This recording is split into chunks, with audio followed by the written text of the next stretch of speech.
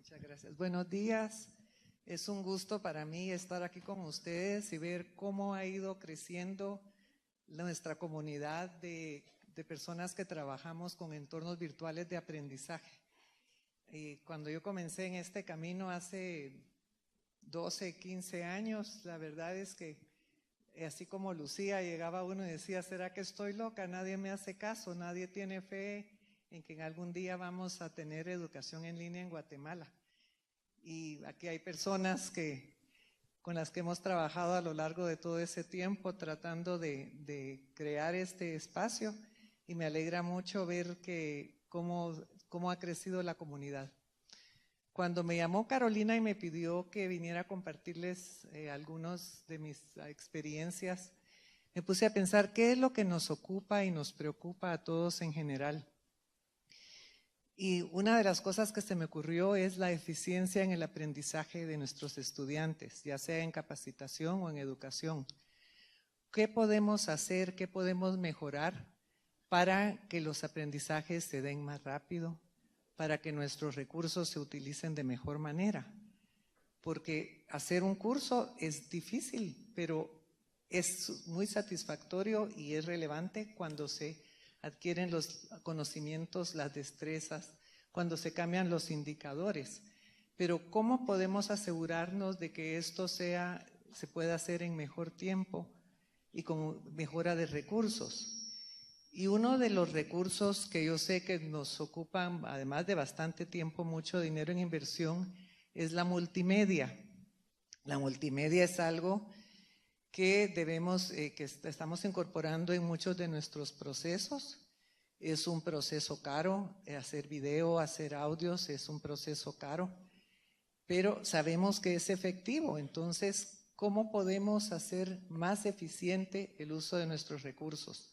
No solo para nuestros alumnos, sino también para las personas que nos contratan, ya sea las instituciones educativas o las empresas. Entonces, mi intención el día de hoy nuestro objetivo es hacer el aprendizaje por multimedia más eficiente. Este tema ha sido de mucho interés para investigadores educativos. Se ha estado estudiando a través de muchos años, hay muchos investigadores, y hoy quisiera presentarles de manera resumida y sencilla 2 teorías que se han desarrollado y 10 principios que son en realidad bastante, siento yo, sencillos de aplicar, y que cuando los veamos tal vez decimos, si eso ya lo hago yo, pues entonces perfecto. Si eso ya lo estamos haciendo, pues entonces es una forma de satisfacción. Tal vez algunos de los principios no los conozcamos. Lo que sí quiero dejar claro es que los principios que voy a presentar hoy son para aprendizaje por multimedia, porque la multimedia tiene muchos propósitos. Uno, por ejemplo, es el de propaganda. Yo quiero que voten por mi candidato, entonces utilizo ciertas estrategias para que mis videos convenzan. Si yo quiero hacer una promoción de ventas en la televisión, voy a usar multimedia, igual lo voy a usar en el periódico. Son otros principios. Ahorita se habla tanto de neuroventas, de colores, porque se usa tanto el rojo, por ejemplo, en ventas. Pero los principios que voy a platicar hoy son específicamente para educación y aprendizaje. Entonces quiero, por favor, los tomemos en ese contexto, en que son para el aprendizaje. Cuando hablamos de multimedia, ¿de qué estamos hablando? Básicamente de 2 elementos. Me voy a bajar aquí un poquito con ustedes, se me hace un poco más fácil ver. Texto e imágenes. ¿En qué relación? Eso ya es decisión nuestra, pero inclusive un libro animado es multimedia. Mientras tengamos texto e imágenes, ya tenemos multimedia. Puede ser en formato escrito, narrado, puede ser en imágenes estáticas o en imágenes animadas como lo son videos y animaciones. Entonces, multimedia en realidad incluye mucho de lo que hacemos, aunque no necesariamente sea con sonido, puede ser imágenes y texto. Los primeros libros de lectura son multimedia porque tienen imágenes y tienen texto. ¿Y nosotros cómo percibimos la multimedia? Tenemos dos canales sensoriales básicamente cuando estamos viendo multimedia, a menos que vayamos a uno de los nuevos cines, ¿verdad? Que nos salpica agua, nos mueven las sillas, sale vaporcito, entonces, pero eso está un poquito más lejos de nosotros, ¿verdad? Entonces la multimedia generalmente en la educación nos entra por dos canales. El canal visual, porque piensen en nuestros estudiantes cuando están viendo un objeto de aprendizaje, cuando están viendo un video, tienen el canal visual y el canal auditivo. Entonces estamos percibiendo por esos dos canales. Aparte que estamos solo usando las manos, pero no estamos no estamos aprendiendo a través del uso en sí del teclado, sino que es nuestra visión y nuestra audición. Pero tenemos que pensar en que tenemos diferentes capacidades. Cuando nuestros canales de percepción son los ojos y los oídos, esos tienen una memoria sensorial. Y pensémoslo desde el punto de vista, imagínense ustedes aprendiendo algo a través de multimedia o imagínense a sus estudiantes aprendiendo algo a través de multimedia. Estamos usando ojos y oídos y esos tienen una cierta memoria porque al ir pasando uno va guardando una cierta memoria en la memoria de trabajo. ¿Qué es la memoria de trabajo de nuestra mente? Pensemos que es como el RAM de una computadora, que ahí está procesando, pero no es algo que se queda permanente, está procesando todo el tiempo. Y luego de procesarlo, se va a la memoria de largo plazo, que pensémoslo podría ser el disco duro. Entonces, en el disco duro, a menos que pase algo trágico, va a quedar guardado, ¿verdad? A menos que por alguna razón perdamos la memoria. Y como nos decía Lucía, hay que estar recuperando. Entonces está la memoria del trabajo, la memoria de largo plazo. ¿Y cómo hacemos para pasar eso? Esa es nuestra tarea, pasar de la memoria de trabajo a la memoria de largo plazo. Pensemos que nuestra memoria sensorial dura de 1 a 3 segundos, porque es solo lo que dura en el ojo y en el oído. Y cuando uno está viendo algo, y está viendo un video, la imagen que ve no dura más de 1 segundo, porque 1 segundo después hay otra. Entonces, y a todo esto, el procesamiento en la memoria de trabajo dura de 15 a 30 segundos. Y esto no lo digo yo, no quiero que piensen que yo he salido con estos números. Estos son estudios que han hecho investigadores educativos. Ahora bien, la memoria de largo plazo es ilimitada. Si uno la guarda en los lugares correctos y sabe buscar en el archivo, ¿verdad? Hay cosas que le recuerdan a uno, un olor, una canción. ¿Quién no se acuerda de cuando oye una canción y dice, esta la oí la primera vez cuando estaba allá en Monterrico tomándome una limonada, así, ¿verdad? Tal vez una cervecita, ¿verdad? Entonces, hay cosas que podemos activar, que nos activan, pero ahí está la memoria de largo plazo, ahí está guardada. ¿Por qué? Porque se logró procesar. Entonces, pensemos así, todos esos procesos son los mismos que nosotros queremos causar en nuestros estudiantes o provocar. Entonces, al mismo tiempo, piensen que uno cuando mira inclusive cuando uno mira a adolescentes sentados enfrente de la computadora, dice uno, si no están haciendo nada, ahí solo están con los ojos perdidos, la cabeza agachada, pero miren todo lo que está sucediendo, es que nuestro cerebro es una computadora que no se detiene, entonces tenemos que tomar en cuenta todo esto. Entonces, primero tenemos que seleccionar, después organizar y después integrarlo a esa memoria de largo plazo. ¿Y qué seleccionamos? Seleccionamos lo relevante, porque imagínense, para poder aprender, tenemos que seleccionar aquello que es relevante para nuestros objetivos, para el aprendizaje, para lo que estamos haciendo. Tenemos que organizarlo en una cierta estructura.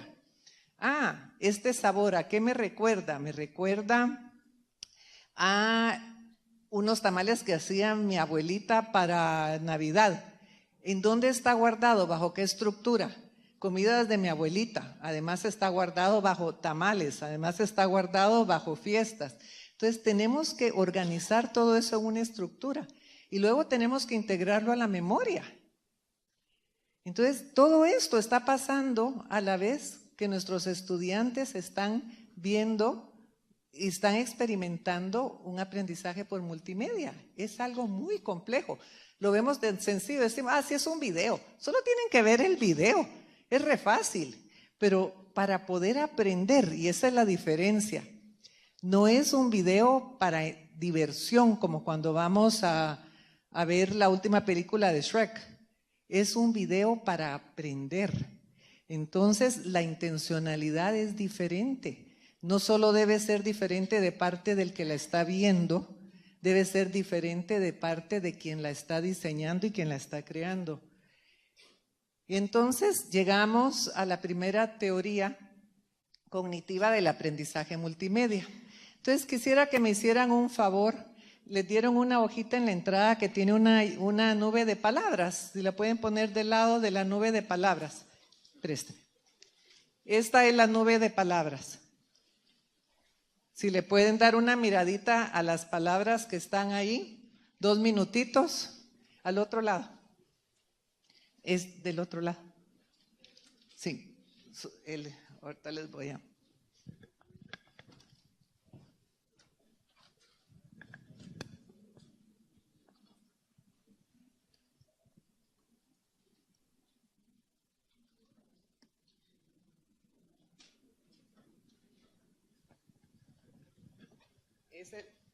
Esa es la nube de palabras.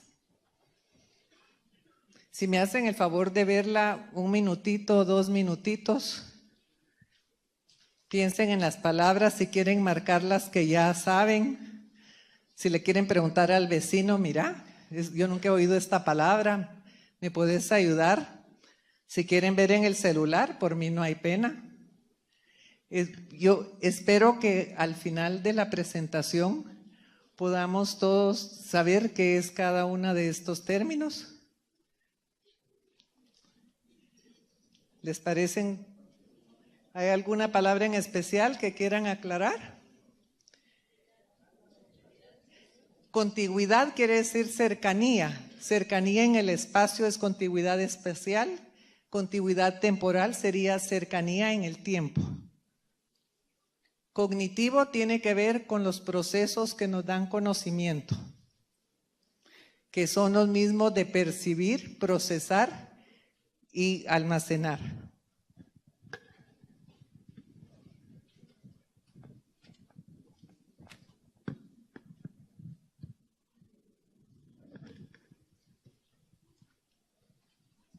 Entonces, ¿cómo comienza la teoría del aprendizaje multimedia, teoría cognitiva? Lo bonito de esta teoría es que es gráfica.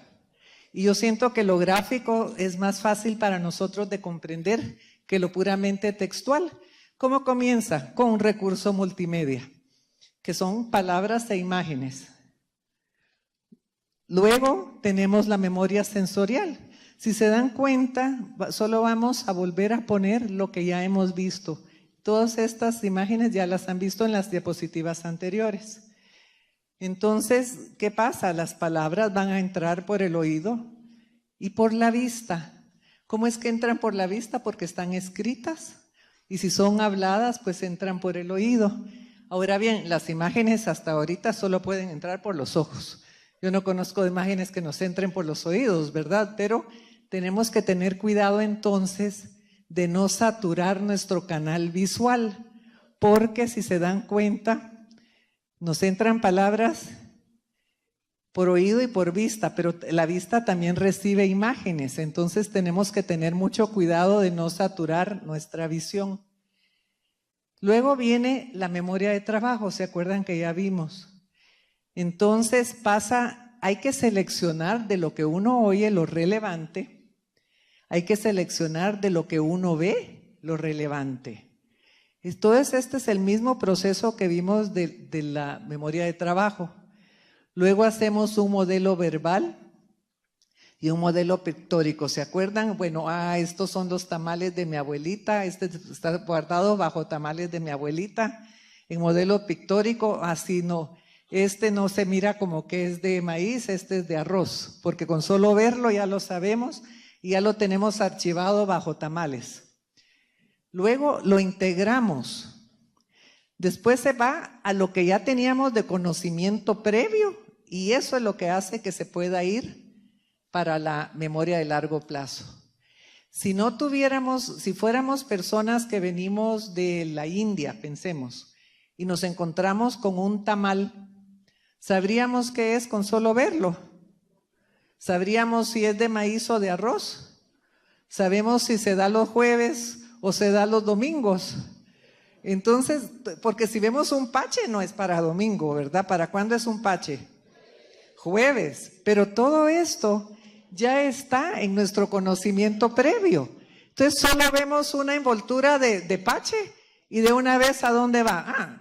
Nos va nuestro modelo pictórico. Con solo verlo ya tenemos el modelo del pache, ¿o no?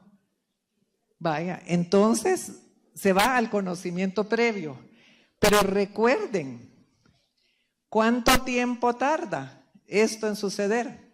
De 1 a 3 segundos. De 15 a 30 segundos y esto es ilimitado. ¿Cómo les pareció la teoría? ¿Les parece compleja? ¿Les parece fácil de entender? ¿Alguna pregunta? Esta es la teoría cognitiva del aprendizaje multimedia. No estuvo tan difícil, ¿verdad? Es teoría, pero la forma en que se representa la hace un poco más fácil de comprender. Luego, pero a la par de hacer todo eso, hay otra teoría que tiene que ver con la carga cognitiva, porque hablábamos de que no hay que saturar canales, todo lo que está sucediendo. Entonces tenemos que pensar en que esto es una tremenda carga, seleccionar, integrar, organizar el esfuerzo. Y además, mientras están viendo la multimedia, nuestros alumnos o las personas en las empresas están pensando, ¿cómo me va a ir? ¿Será que voy a aprender? ¿Será que voy a poderlo usar? ¿Voy a pasar el curso? ¿Me van a subir el sueldo? Y está además la teoría del 7 más menos 2. ¿Hay alguien que me pueda recordar qué quiere decir la teoría del 7 más menos 2? La teoría del 7 más menos 2 quiere decir que en general nos podemos memorizar 7 palabras desconocidas, 7 números desconocidos, a la vez más menos 2. Quiere decir que algunas personas pueden ser 9, otras personas 5. Los números de teléfono de Estados Unidos, ¿cuántos dígitos tienen? 7 dígitos. ¿Será que tiene alguna relación? Ahora bien, ¿cuántos dígitos tienen los de Guatemala? De veras, aquí uno dice 42106100. Así decimos los números en Guatemala. No, entonces ¿cuántos dígitos ustedes tienen? 4, porque ¿qué decimos? 42, 20, 37, 44. Nosotros nos simplificamos. ¿Para qué llegar a 7 números de memoria? Con 4 números que nos memoricemos es más que suficiente. Entonces se dan cuenta también lo que hacemos para facilitarnos el aprendizaje. Entonces la carga cognitiva es la carga que el desempeño de una tarea pone sobre el sistema de conocimiento del que está aprendiendo. ¿Y cuál es eso? La memoria sensorial, la memoria de trabajo, la memoria de largo plazo, para que pueda guardarse a memoria de largo plazo y se vuelva conocimiento. ¿Estamos hasta ahí? ¿Sí? Entonces hay 3 tipos de carga cognitiva y cuando vayan viendo los tipos de carga cognitiva quiero que vayan pensando por favor de una vez cuál de esas cargas le podemos quitar un poco a los estudiantes, porque ya vimos que todo lo que tiene que suceder en la mente de una persona que está aprendiendo a la hora de ver multimedia educativa. Entonces, primero que nada está la carga intrínseca. ¿Qué quiere decir intrínseco? Es de su propia naturaleza. Entonces puede ser la dificultad de la tarea. Eso es algo que no podemos evitar. Puede ser que sea el área de un cuadrado. Ahora bien, si es el volumen de un cubo, es un poco más complejo. Si es la trayectoria de un proyectil, es más complejo. Entonces no podemos, pero es lo que decía Lucía, depende del nivel educativo de la persona, así va a ser de compleja la carga. Luego está el nivel del aprendiz, eso no lo podemos cambiar, llegan como son. Podemos tomar medidas para ayudar, es diferente, pero estas son la primera carga cognitiva y es intrínseca. Entonces son la complejidad de la tarea, eso no la podemos cambiar. No nos van a pedir que hagamos un objeto de aprendizaje de la trayectoria de un proyectil y le vamos a hacer que nos saquen una suma de 2 más 2. Tiene que ser lo que es. Y el nivel del aprendiz. Luego hay otro tipo de carga que se llama extrínseca. Si intrínseca es que es innato o es de la esencia, ¿qué será extrínseco? ¿Perdón? Externo, gracias. Y eso pueden ser elementos innecesarios. Adornemos un poquito. Pongámosle, ya sé, mira, pongámosle un dibujito aquí de un sol, porque eso entonces le alumbra y le da a entender de que le va a alumbrar el conocimiento, ¿verdad? Pongámosle música para relajarlo. Entonces, esos son elementos innecesarios que también hay ruido, o sea, pero ruido a nivel de la experiencia. Ruido a nivel de la experiencia. Y luego hay lo que se llama carga relevante, que tiene que ver con el diseño instruccional. ¿Cómo vamos a organizar? ¿Qué vamos a presentar primero? ¿Qué va a ser la introducción? ¿Cómo va a ser el desarrollo? ¿Cómo va a ser la evaluación, el seguimiento? Esa es otra carga, porque todo eso va agregando y la carga va sumando. Es como un burrito que va en el camino, le vamos agregando, agregando, agregando. Por mucho que sea una bolsa con algodón o una bolsa con piedras, la carga va sumando. No importa si entonces, bueno, pero solo le vamos a poner una bolsita de hisopos, esa no le va a molestar. Y entonces ahora 3 pares de zapatos. Cada cosita va agregando a la carga. Y el diseño de la interfaz. Esa es otra cosa muy importante, el diseño de la interfaz, que es otra carga, porque puede ser que sea un modelo nuevo, puede ser que sea un modelo con muchos adornos, que los iconos no sean los mismos del módulo anterior al que sigue. Entonces tenemos que tener mucho cuidado con esto. Y de estas 3 cargas, ¿cuál creen ustedes que podemos eliminar en lo máximo? La extrínseca. ¿Ya vieron? Ya sabían todo lo que tenían que saber antes de venir. Entonces, esa es la otra teoría del aprendizaje por multimedia que les quería presentar, que es la teoría de la carga cognitiva. Cuando uno oye teoría dice, ¿de qué me va a venir a hablar, verdad? Pero no estuvieron tan difíciles, ¿verdad? No, y entonces, la verdad es que los estudios en cuestiones de educación en realidad son muy interesantes. Y las teorías de aprendizaje por lo subsiguiente. Entonces, esta es una pequeña representación de cómo hacer un aprendizaje más eficiente. Reducir la carga extrínseca. Eso ya nos pusimos de acuerdo. Aumentar la carga relevante. ¿Cuál era la relevante? El diseño instruccional, la interfaz, ahí sí podemos. Y administrar la intrínseca. ¿Cómo administramos la intrínseca? La complejidad de un tiro de trayectoria, pues lo hacemos por medio del diseño instruccional. ¿Cómo comenzamos? ¿Cómo introducimos el tema? ¿Cómo seguimos? Y entonces ahora lo que voy a hacer es que les voy a presentar algunos ejemplos y contraejemplos de los principios. Son 10 principios y la verdad de repente hay un par más ahí que traje de ganancia. Y entonces si tenemos tiempo, y la verdad es que no puse mi timer para ver, se me olvidó cuando subí para saber cómo estamos, pero alguien seguramente me va a decir. No veo a nadie, pero alguien me va a decir cuando ya sea la hora. Entonces, los ejemplos los busqué todos de internet. Entonces, tal vez algunos no van a ser los mejores ejemplos que puede haber, pero escogí ejemplos que todos que están libres de acceso. Entonces, me subo aquí porque voy a tener que ir. Bueno. El primero es muy sencillo y uno dice, pero si esto cae de su peso. Aprendemos mejor de palabras más imágenes que solo de palabras.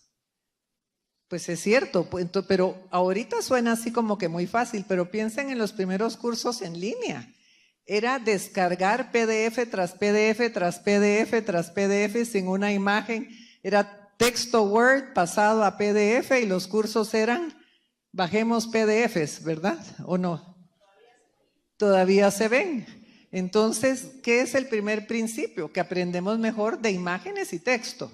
Yo no creo que alguno de nosotros podamos discutirlo. Igualmente, tengo que recordarles, esto no lo dije yo, se los traigo porque son principios que ya han estado evaluados y puestos en muchos estudios y hacen estudios usando el mismo material con imágenes, por ejemplo, sin imágenes, saber el nivel de aprendizaje.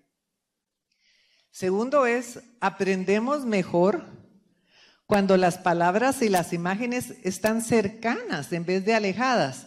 ¿Ustedes se acuerdan de los libros, cuando algunos libros que uno lee y dice, ver la gráfica 27 en el apéndice para comprender esto? Entonces uno está leyendo y pasa la página, llega al final del apéndice, aquí está la imagen, regresa, para entonces ya se le olvidó a uno que era lo que tenía que ver. O si no, hay un listado de términos. Yo creo que así me aprendí los países. Quiero ver cómo, no puedo decir nombre de con qué libritos aprendimos geografía todos. Pero estaba todo el listado de nombres de un lado y los países del otro. ¿Por qué no estaban los nombres de los países en los países, verdad? Sino que estaban todos por número. Entonces había que ver el número con el... Entonces, ¿cómo se aprende mejor? Igualmente, cuando encontré esta imagen, había otra que tenía las flechas y los nombres por fuera, pero esta tiene los nombres precisamente en las partes del corazón. Entonces, tenemos que ver que aprendemos mejor, y de eso se trata, cuando las imágenes están cercanas en vez de alejadas. Luego hay una tercera que es de contigüidad temporal. Dice, aprendemos mejor cuando palabras e imágenes relacionadas se presentan simultáneamente en vez de sucesivamente. Voy a poner un video de ejemplo para que podamos ver cuando las imágenes y las palabras se presentan simultáneamente.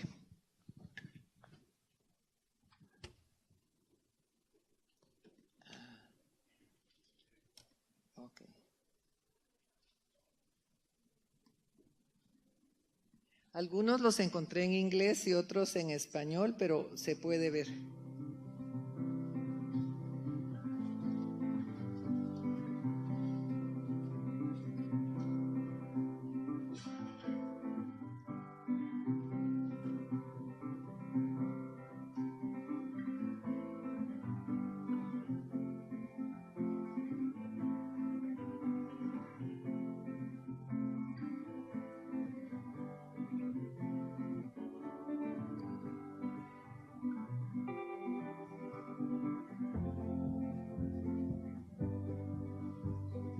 Todos vamos a salir mecánicos hoy de aquí, o doctores del corazón.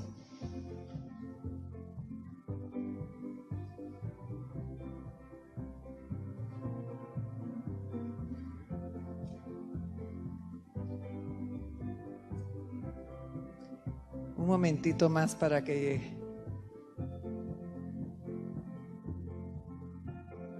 Entonces explica, el movimiento hacia abajo del pistón crea un vacío parcial, que es lo que lo ayuda. La diferencia en presiones que se genera del movimiento jala las moléculas de aire hacia el cilindro. Si se dan cuenta, el texto está al lado de la animación.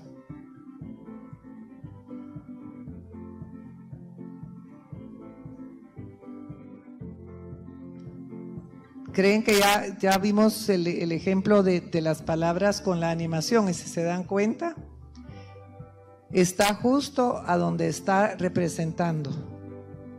O sea, el texto está pegado a la animación.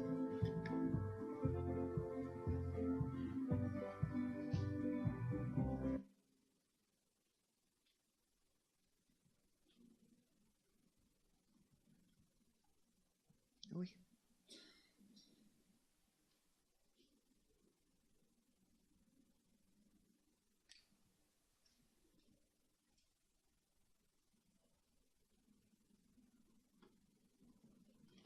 Ahí está. No sé qué me pasó con...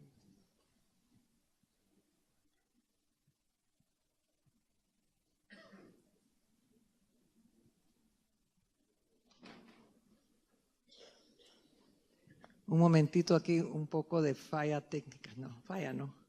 Entretenimiento un poquito, vamos a ver.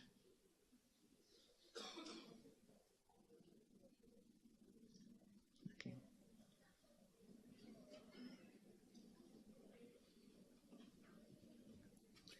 Este sería el principio 4. Por cierto, ¿qué le quitarían o le pondrían al primer ejemplo que vimos?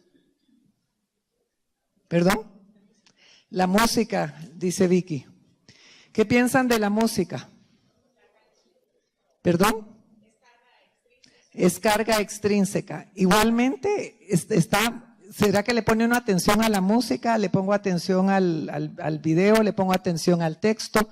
Es algo más que está haciendo que mi cerebro esté agregándole a la carga cognitiva. Esté consciente o no de la música, ahí está la carga. Ahí está la carga. Entonces, tenemos... ¿sí?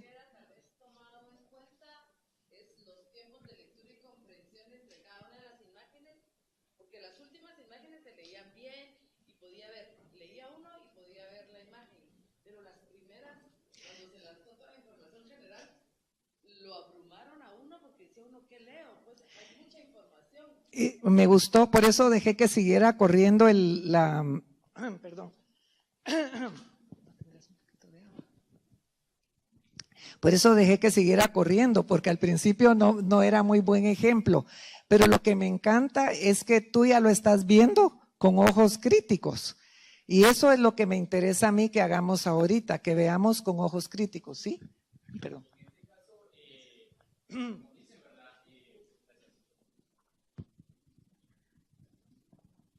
En este caso, como dicen, ¿verdad? Que es una carga extrínseca, la música. El video se torna un poco aburrido si no tiene melodía o algo así. Entonces, ¿No tiene qué? melodía o música de fondo. En mi punto de vista, creo que está bien la carga extrínseca que tiene, ¿verdad? Porque si lo vemos de una forma, solo estar leyendo o estar viendo las imágenes se torna aburrido o hasta no ponemos atención, ¿verdad?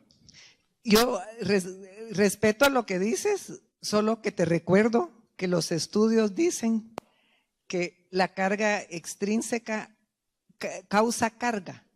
Entonces, si acuérdate que lo estamos viendo como qué interesante, qué bonito. Piensa que eres un estudiante de ingeniería mecánica y tú estás aprendiendo, pero en serio, de motores de pistón o de motores de diésel. Entonces, ¿será que quieres la música? Porque ahorita lo estamos viendo así como, qué bonito. Pero te recomiendo que lo pienses bien, porque no se trata de aburrir o desaburrir, es cómo propiciar el mejor aprendizaje.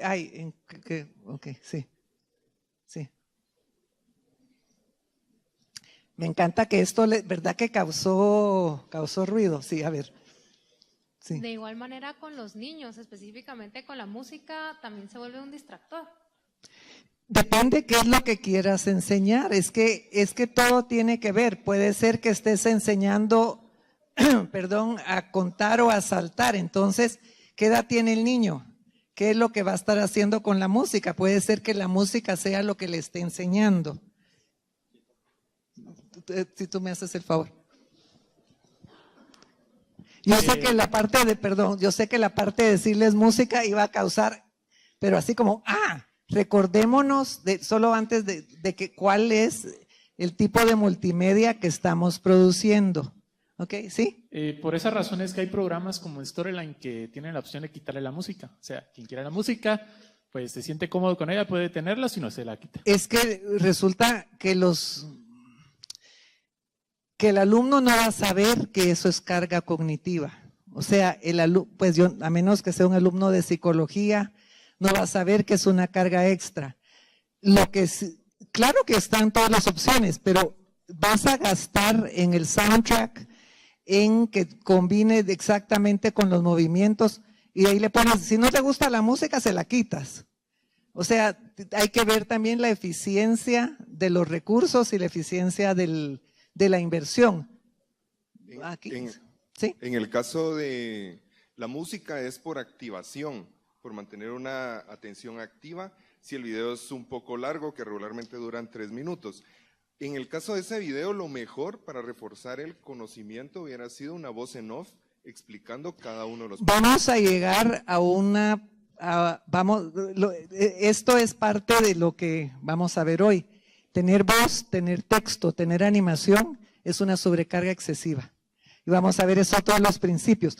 Yo sí les quiero decir honestamente, yo les traigo los principios, está en cada uno de ustedes, si quieren seguir haciendo como lo hacen, pero solo les cuento que los investigadores educativos han llegado a la conclusión que eso no es lo más eficiente para el aprendizaje. Sí, perdón. Sí.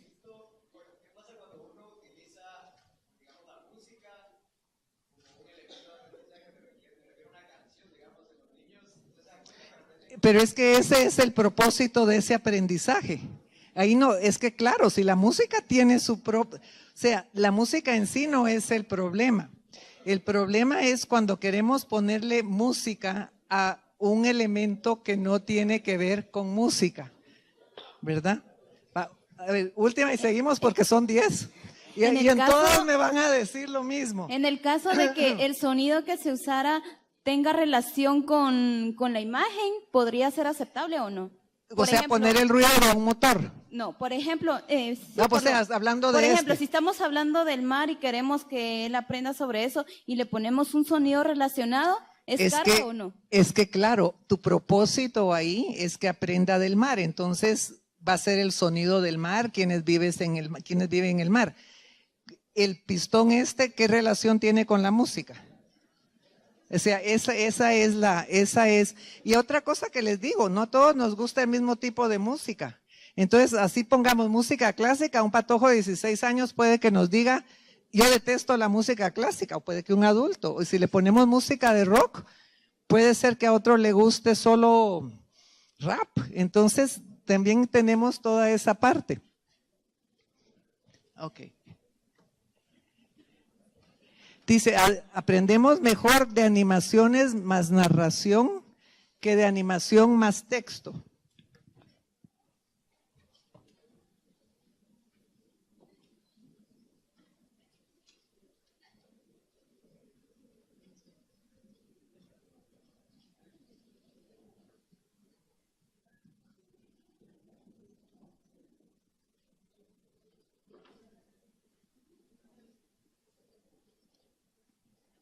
Perdón.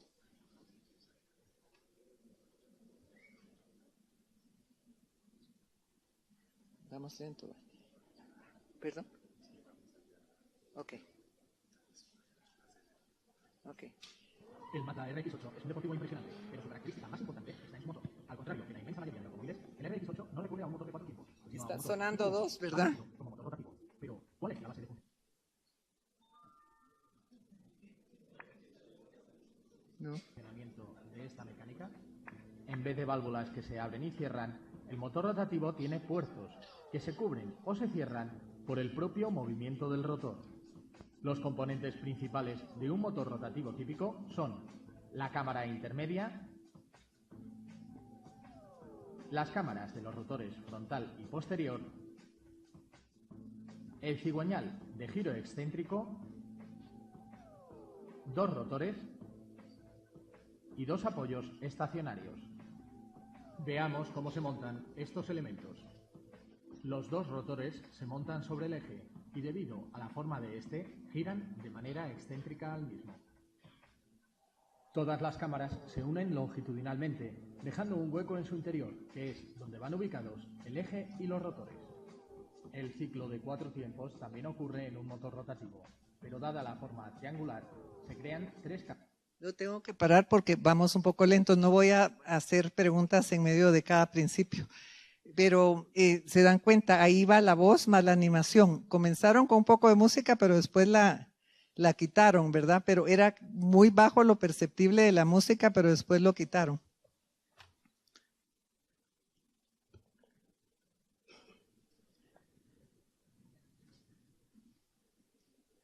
También aprende, o sea, este era otro ejemplo igual que aprendemos mejor de animación más narración que de animación más texto. Entonces, escuchar la voz narrada al mismo tiempo que la animación, aprendemos mejor que si es animación más texto.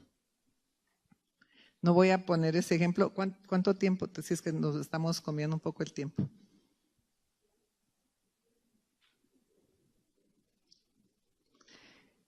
Aquí también es lo mismo, aprendemos mejor de animación más narración que de animación más texto. Traía dos ejemplos más de este mismo principio.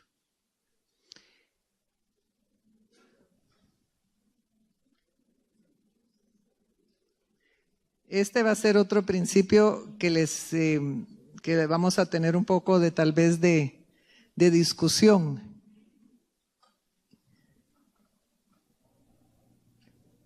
Condiciones para el aprendizaje.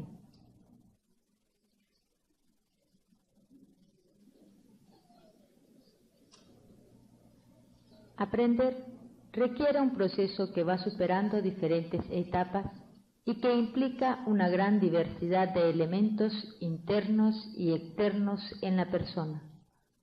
Los eventos que ocurren dentro y fuera del estudiante es a lo que se llama condición. Yo creo que ya vimos suficiente. ¿Cuál es el problema?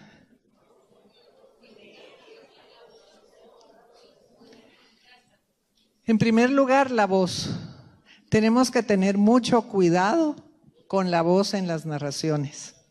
Y esta es una voz así habla esta persona. O sea, esa es su voz, no es una voz electrónica, es una voz. Entonces tenemos que tener mucho cuidado cuando grabamos, porque puede que nuestra voz no sea la mejor. Yo odio escucharme en una grabación porque suena a mi mamá y me acuerdo cuando me regañaba. Entonces, no a todos nos gusta escucharnos, pero no a todos les gusta escuchar nuestra voz tampoco. Entonces hay que tener cuidado con eso. ¿Qué otro problema vimos?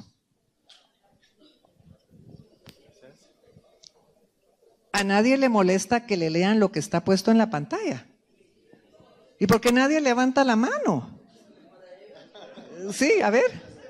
¿Qué pasa cuando tenemos que tomar en cuenta en el aprendizaje que también hay personas que no son incluyentes? Digamos, alguien que no escucha. Entonces Me parece excelente pregunta, y no solo puede ser por ser incluyente, sino que porque puede que lo hagan en un lugar donde no se puede escuchar.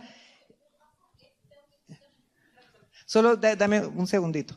Lo que yo pienso que es la mejor solución es tener un tab que si necesita lo abra y esté el texto, pero no poner el texto obligado. A mí con solo empezar a que alguien empiece a leerme lo que yo puedo leer mucho más rápido, porque todos leemos más rápido de lo que hablamos. Entonces, si estamos ahí sentados escuchando aquella voz y no podemos pasar hasta que termine de hablar el que habló, y si habló con esta voz, entonces hay que tener mucho cuidado. Yo prefiero tener accesible, quiere leer el texto, que el texto pueda ser opcional y no sea obligatorio, porque es una sobrecarga, no sabe el cerebro hacia dónde orientarme, hacia escuchar la palabra, hacia leerla y encima procesar el sonido y en las dos, ¿sí? Algo que a mí me pasa es que tengo que buscar una tonalidad de voz que no suene ni muy chapina ni muy tica, porque trabajamos materiales camp. Yo creo que Álvaro no me deja Esa es mentir. otra situación. Entonces, tenemos que buscar una voz que sea intermedia, porque hemos recibido comentarios de, no, es que el material está muy hecho a Guatemala o está muy hecho a México. Entonces, buscar ese intermedio también es un poco Latinoamérica tenemos ese problema. En El Salvador yo he llegado a insultar a un par de personas que les he dicho patojas, y que en El Salvador patojo quiere decir cojo. Entonces le digo, ay, qué patoja, y entonces se me quedan viendo así como, ¿por qué me está diciendo coja, verdad? Entonces, tenemos que tener mucho cuidado en todo lo que es Latinoamérica. Pero ya vimos eso de hablar y escuchar al mismo tiempo. Vamos a ver.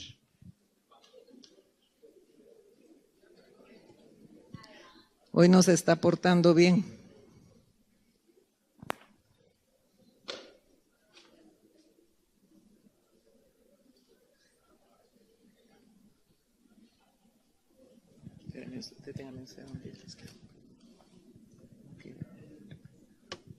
No me quiere hacer esto.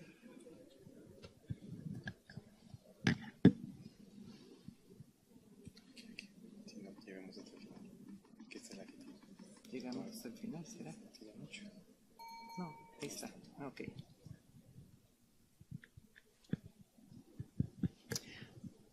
Aprendemos mejor, dice, cuando se excluyen palabras, imágenes, sonidos u otros elementos irrelevantes. Un momentito.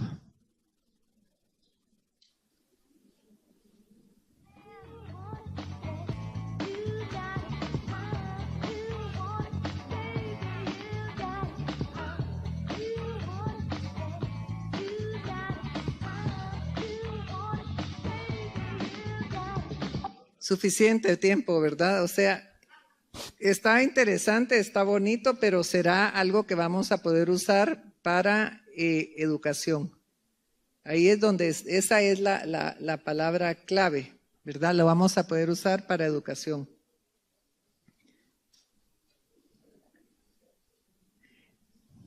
También tiene que ver con el diseño de la interfaz.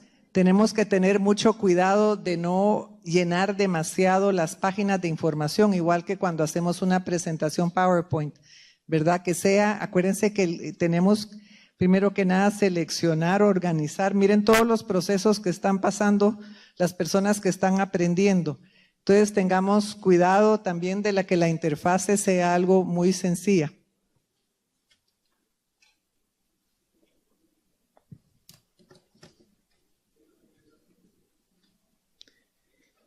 Un principio es que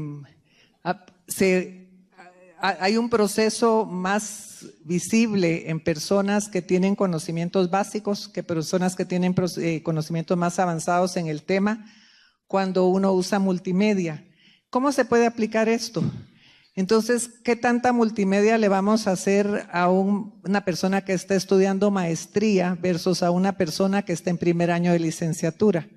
Se aprovecha mejor cuando se usa para los niveles de principiantes, o sea, tiene mayor efectividad. ¿Por qué? Porque las otras personas ya han tenido tanto conocimiento que con lecturas y por su cuenta ya pueden aprender mejor. Esto es a la hora de decidir en dónde se va a poner la inversión. Luego aprendemos mejor cuando se empieza con pequeños segmentos. Si se dieron cuenta, estoy usando un ejemplo de lo que hice hoy, que la teoría del aprendizaje la fui presentando en segmentos. Y entonces después a la hora de presentarle la teoría, ya todos sabían cada uno de los diferentes aspectos. Ya habíamos visto la percepción, ya habíamos visto el procesamiento y habíamos visto el traslado a la memoria de largo plazo.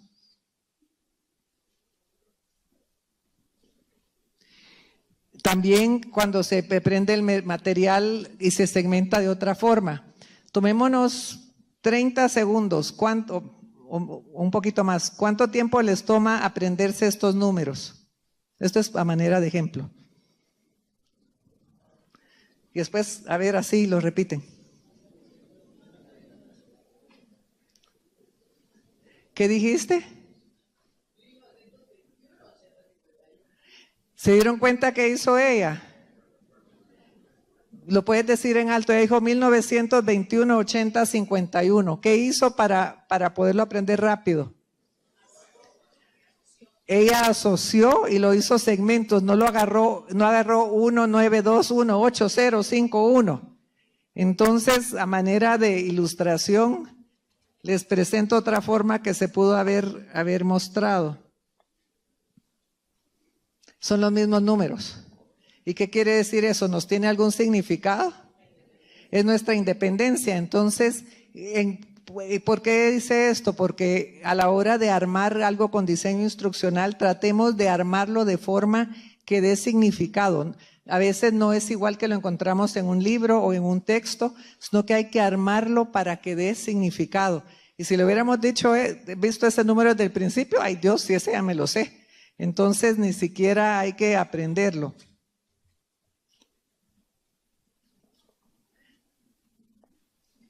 Luego, el principio de preaprendizaje. Por eso es interesante tener glosarios. Especialmente cuando son temas nuevos, es importante tener glosarios. Otra forma es como la hoja que les pasé al inicio, que tiene la nube de palabras. Ya ninguna de las palabras fue desconocida para ustedes a la hora de la presentación porque ya las habían leído. Habían preguntado las que no comprendían. Luego aprendemos mejor cuando, aquí tenía una voz de robot, pero no la voy a poner porque estamos apresurados, pero es mejor tener una voz coloquial, natural, y eso ya lo hemos discutido ahorita, en lugar de una voz computarizada. Y traje 2 principios de ganancia, como decían antes cuando uno compraba una docena. Y es que aprendemos mejor cuando no se agrega la imagen del orador. Pueden creer ustedes, este es otro principio que han dicho, que es mejor usar un avatar o lo que también se le llama un agente pedagógico. Entonces el agente pedagógico puede ser hay muchas imágenes que se pueden comprar de la misma persona en diferentes posiciones si es de trabajo, pero es mejor no usar la imagen del que está presentando. Yo he visto muy buenas presentaciones multimedias, pero no todas han de ser igualmente buenas. Entonces, generalmente es mejor no usar, sino que usar, porque lo que pasa es que uno va dando la espalda, ¿verdad? O cambia la dirección de la voz. Entonces se puede usar la mano, pero lo que recomiendan más es usar avatares.